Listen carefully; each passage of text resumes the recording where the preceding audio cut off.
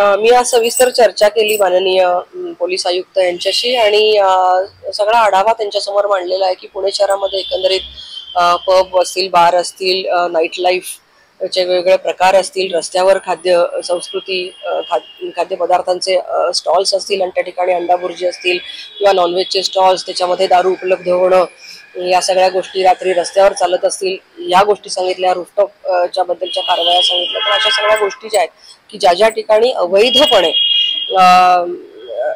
हे चालू आहे यांच्यावर कारवाई करण्यासाठी अर्थातच मी महानगरपालिकेच्या आयुक्तांना सुद्धा आणि त्यांच्या सगळ्या टीमला सुद्धा आता मी भेटणार आहे.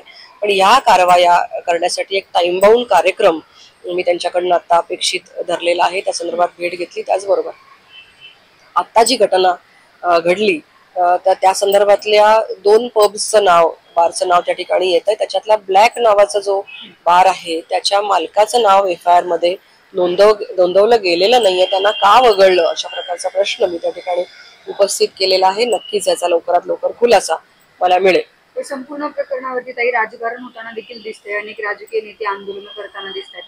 काय वाटतं? मला असं वाटतं की हा आंदोलन करण्यापेक्षा प्रशासनाला आपण सपोर्टिव्ह रोल करून प्रशासनाकडनं कारवाई करून घेणं हे अपेक्षित आहे. आणि नक्कीच नागरिकांचा सुद्धा एक मोठा रेटा त्याच्यामध्ये आहे आणि तो रास्त पण आहे की जो काही दोषी ज्या कोणी दोषी व्यक्ती आहेत त्या सगळ्यांवर कारवाई झाली पाहिजे. आणि माझी सुद्धा तीच आग्रहाची मागणी आहे. आज पुण्यामध्ये काही क्लबचे मालक असतील, पब मालक असतील, त्यांनी देखील रस्त्यावर उतरून मार्च केलेला आहे, सायलेंट मार्च.